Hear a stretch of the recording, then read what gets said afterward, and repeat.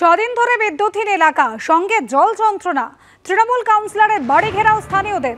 দক্ষিণ 24 পরগনার মহেশতলার 18 নম্বর ওয়ার্ডে বিক্ষোভ। মাস্কট স্পিন কন্ট্রোল ল্যাবের পরীক্ষায় এটি প্রমাণিত। কেয়াসেট আলোপেক্স পেন্ট অ্যাক্টিভ নতুন চুল গজাতে সাহায্য করে, চুল পড়া বন্ধ করে। কেয়াসেট আলোপেক্স পেন্ট অ্যাক্টিভ 10 হেয়ার ফল প্রবলেমের একমাত্র সলিউশন। দ্রুত সমস্যা সমাধানের আশ্বাস দিয়েছেন তৃণমূল কাউন্সিলর।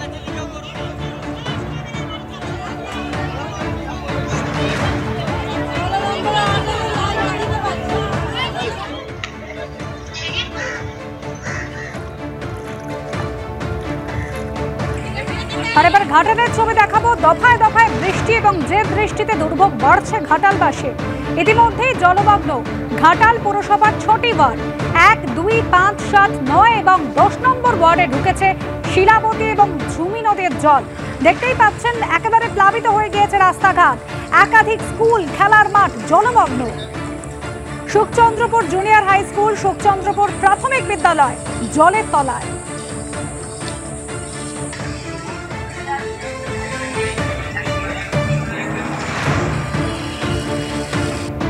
আবহাওয়ার দিকে নজর দেব। উত্তর বঙ্গোপসাগরে তৈরি হয়েছে নতুন নিম্নচাপ, যে কারণে বৃষ্টি হচ্ছে। আগামীকাল এবং রবিবার দক্ষিণবঙ্গের 7টি জেলায় বৃষ্টির সম্ভাবনা রয়েছে। অরিত্রিক ভট্টাচার্য আমাদের প্রতিনিধি রয়েছেন আমাদের সঙ্গে টেলিফোন লাইনে। অরিত্রিক, নিম্নচাপের জেরে ভরাভাদ্র বৃষ্টি।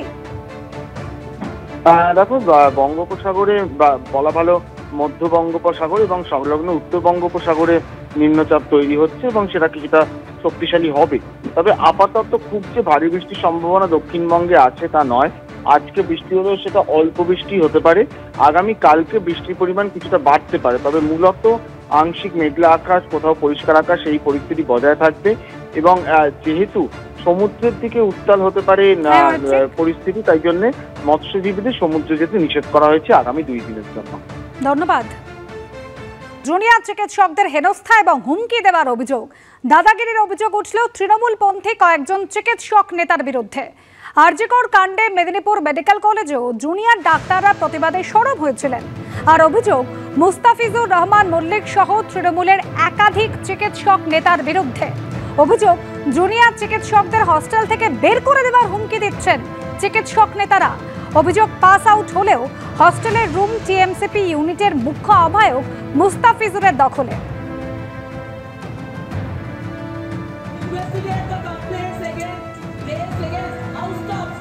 আমার যে হোস্টেল আছে, যার নামে সব থেকে বেশিবার করে আলোচনায় উঠে আসছে মুস্তাফিজুর রহমান, এখানে আজ থেকে 3 বছর আগে সে পাস আউট হয়ে গেছে। তা সত্ত্বেও আমাদের হোস্টেলের এখন একটা রুম দখল করে নিয়ে বসে আছে। সে এখন পার্টিগত দেখতে গেলে একটা টিএমসিপি ইউনিটের হেড বা কিছু, যাই হোক আমি জানি না। এখন আমাদেরকে প্রতিনিয়ত দিন রাত যখন তখন দেখা হয়, আমাদেরকে এটা থ্রেট দেওয়া হয়, তোদেরকে আমরা হোস্টেল থেকে বের করে দিতে পারি, এক্ষুনি বের করে দিতে পারি।